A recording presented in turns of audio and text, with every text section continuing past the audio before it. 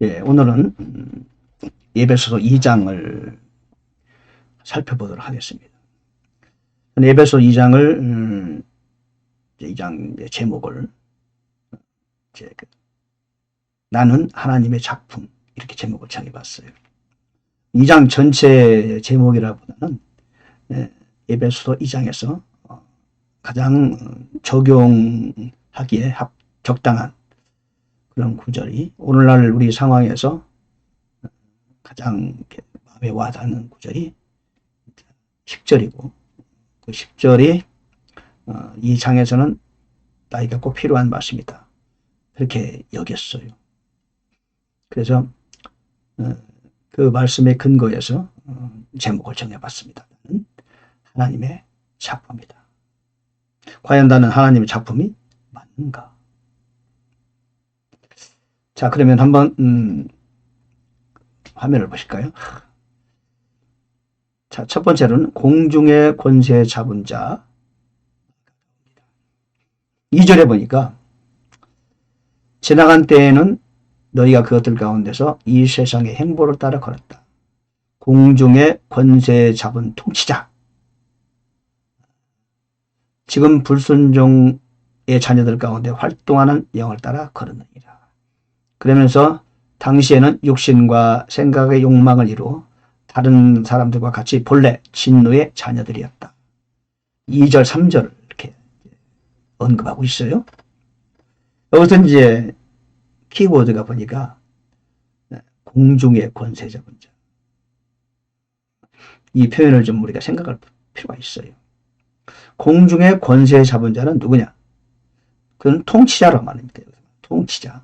공중의 권세 잡은 통치자다. 통치자가 누굽니까? 그렇죠? 얘는 바로 사탄이죠. 당연히. 사탄은 하나님께서 한시적으로 또 제한적으로 이 세상을 통치할 권한을 주셨죠. 그리고 그는 이 세상을 통치하고 있어요. 그리고는 2절에 있는 것처럼 불순종의 자녀들 가운데서 활동하는 영을 따라 걷는 사람들이 지금도 이 세상에 부지기수죠. 지나간 인류 역사를 통해서도 수많은 사람들이 공중의 권세 잡은 통치자의 영을 따라 걷고 있어요. 이거는 어찌할 수 없어요. 현실이에요. 그런데 지금 믿는 자들 가운데도 이 공중의 권세 잡은 자가 가는 역사를 한단 말이에요. 때로는 교회 안에서도 역사하고요. 신학교에서도 역사하고요. 선교 현장에서도 방해를 하고요. 우리 가정에도 내 개인에도 이 공중의 권세 잡은 통치자가 그들의 명령을 받은 악한 영들이 우리를 공격한단 말이에요. 베드로전서 5장 8절을 말하잖아요. 지금도 우는 사자처럼 삼킬차를 찾고 있다. 그거는 엄연한 현실이에요. 우리가 망각하면 안 되죠. 정확히 눈을 뜨고 보고 있어야 됩니다. 그들이 육신과 생각의 욕망을 이루어서 진노의 자녀들 가운데 살고 있고 우리도 예전에 그렇게 살았었다. 지금도 이미 하나님의 자녀인 저와 여러분 중에서도 간혹 그렇게 아직도 옛날의 습관을 따라서 육신과 생각의 욕망을 이루기에 시간과 정성을 소비하는 사람들이 있어요. 저나 여러분도 간혹 그런 경우가 있잖아요. 속는 거예요. 그래서 우리는 공중의 권세 잡은 통치자를 잊으면 안 돼요. 저걸 알아야 저걸 이기지. 지피지기는 백전백승이다. 그랬으니까 우리는 이 우리의 적에 대해서 늘 잊으면 안 돼요. 우리가 당장 기도할 때 그 적이 공격에 와요. 그렇죠? 말씀을 읽고 묵상할 때도 적이 공격에 와요. 하나님의 사역을 수행할 때도 그 적은 시시각각으로 우리를 노리고 있습니다. 결코 잊지 말자. 항상 적이 있다. 우리는 지금 전선에 와 있다. 전투장에서 지금 우리는 전투 중에 있는 거예요. 그 사실 우리는 잊으면 안 되죠. 그래서 자다 깰 때가 지금이라는 거죠. 자, 그 다음에 이제 2장 이제 6절에 보니까 함께 일으키사 그리스도 예수님 안에서 우리를 하늘의 초소들에 함께 앉히셨다. 그렇게 말하고 있어요. 하늘의 초소에 앉혔다. 말하는 거죠. 그죠? 함께 하늘의 초소에 앉혔다. 우리들은 이미 하늘의 초소에 함께 앉혔다고 성경은 지금 말하고 이어서 8절에는 너희가 믿음을 통해 은혜를 구원을 받았다. 라고 이미 과거형으로 말해요. 하늘의 초소에 앉혔다. 이거 역시 과거형이잖아요. 우리가 이거를 이제 기억해야 될 것은요. 이 편지의 수신자가 누굽니까? 에베소 성도들, 초대교회가, 당시에 초대교회 때는, 그 신자가 된다는 것 자체가 위험천만한 일이었어요.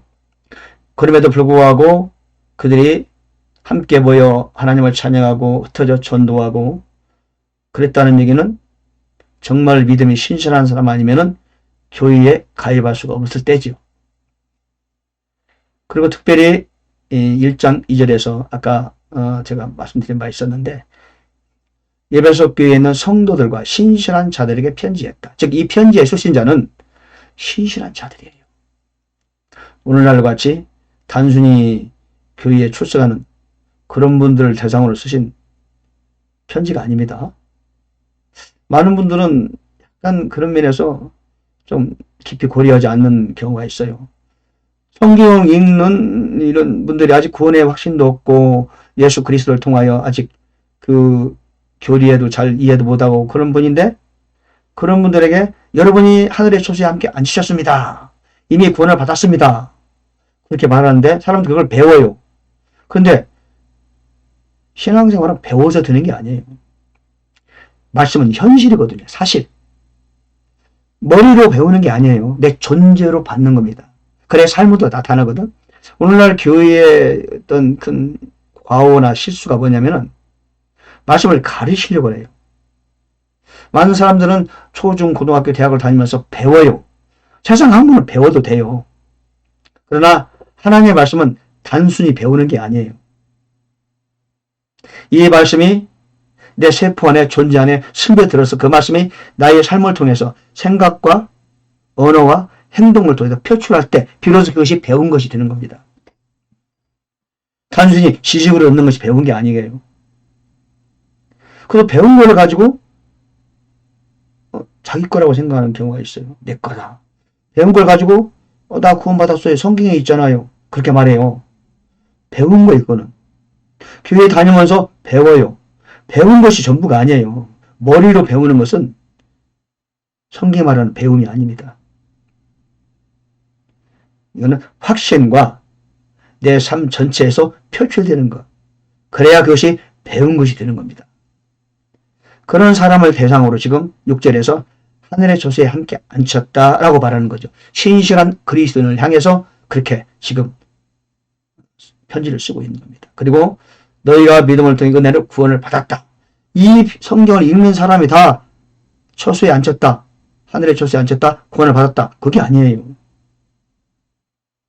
이 성경 공부를 하는 사람이 다 나는 구원 받았네. 하늘의 초소에 앉혔네. 그거 아닙니다.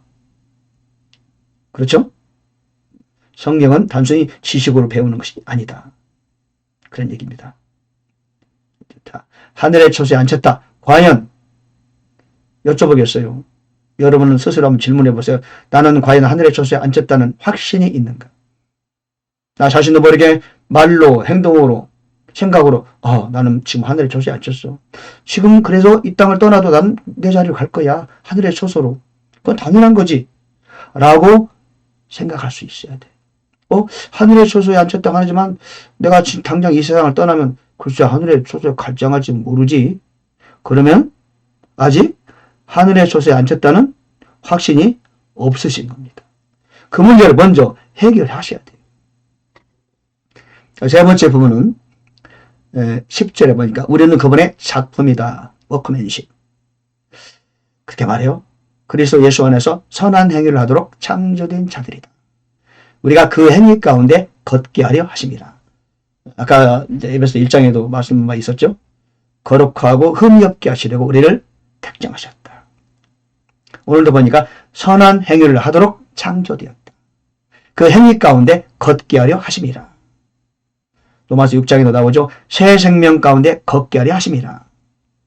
성령을 따르면 생명과 평안이고, 성령을 따르면은 우리가 혼이 성령을 따르고 영을 따르면은 그분의 의를 성취하는 것이다.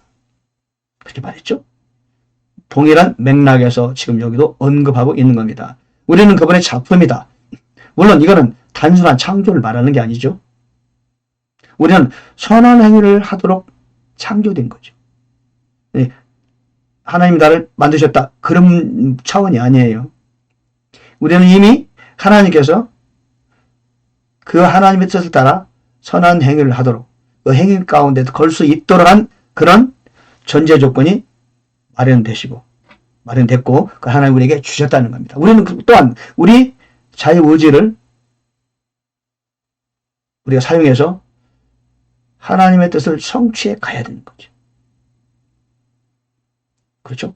그럴 때 하나님 우리를 도우신다는 겁니다. 전체적으로 이것이 바로 하나님의 작품이라는 의미가 되는 것입니다. 지금도 우리는 여러분 지난날에 어렵고 험한 길을 걸어왔죠. 그조차도 주님이 우리와 걸음을 함께 하셨어요. 지금도 하나님께서는 우리를 만들어 가고 계시죠. 우리의 목표는 어디야? 하나님 뜻을 행하는 선한 행위들을 하도록 창조된 자들로서 그 행위 가운데서 걷게 하려 하심이라. 그것조차도 하나님의 작품에 들어간다. 자, 오늘 에베소 2장의 제목은 나는 하나님의 작품이다. 과연 나는 하나님의 작품으로서 작품에 걸맞는 삶을 살아가고 있는가? 우리 하나님의 말씀을 상고하는 이유가 무엇입니까? 하나님은 다 하실 것 같으면 우리가 왜 이 일을 합니까? 그렇죠? 나에게 달린 어떤 부분이 있기 때문에 우리는 하나님의 뜻에 더 영합하기 위해서, 하나님의 뜻을 더 따르기 위해서 말씀을 상고하고 애써 기도하며 때로는 금식하고 그러는 거 아니었어요? 때로는 내 몸을 쳐서 복종시키며 하나님의 뜻을 실현하는 거 아니겠습니까? 하나님의 선한 행위를 해나감으로써 그분을 영화롭게 하기 위해서 그런 거 아니겠어요? 오늘 보니까 공중의 권세 잡은 자가 있다. 아직도 많은 사람들은 이 공중의 권세 잡은 통치자의 손 아래서 참 어디로 갈지도 알지 못하고 그 영을 따라 걷고 있는 사람들이 있다. 믿는 자 중에도 그렇게 속음에 살고 있는 자가 가끔 있다. 간혹 있나요? 많은가요? 글쎄요. 지금은 마지막 때라서 참으로 위험한 때 아니겠어요? 두 번째는 과연 나는 하늘의 저수에 앉아있는가? 확실한가? 틀림없는가? 그죠? 그걸 한번 자신들을 스스로 점검하면 어떻겠습니까? 과연 나는 하늘의 저수에 앉아있나? 당장 이 세상을 떠났을 때 내가 하나님이 나를 위해 마련된 그 저수에 가서 앉아있을 수 있는가? 그렇죠? 이 말씀대로 하면 이미 나를 하늘의 저수에 함께 앉혔다고 그러셨으니까 우리는 이 땅을 떠나면 그리로 가는 것이 당연한 거 아니겠습니까? 그게 확실한가? 에베소 교회의 신실한 성도들에게 편지의 그 수신자가 그들이었는데 그 편지가 나에게도 적용되는 그런 구절인가? 세 번째 분야는 우리는 그분의 작품이 맞죠. 그리고 과연 나는 선한 행위를 하도록 창조된 그대로 하나님의 뜻을 따라서 하나님의 염원을 따라서 그 행위 가운데서 걸어가고 있는가? 에베소 2장을 마치면서 이렇게 다시 한번 우리를 성찰하며 하나님께 감사드리고 영광 돌리는 이 시간 됐으면 좋겠어요. 감사합니다. 우리 하나님께 영광 돌립니다.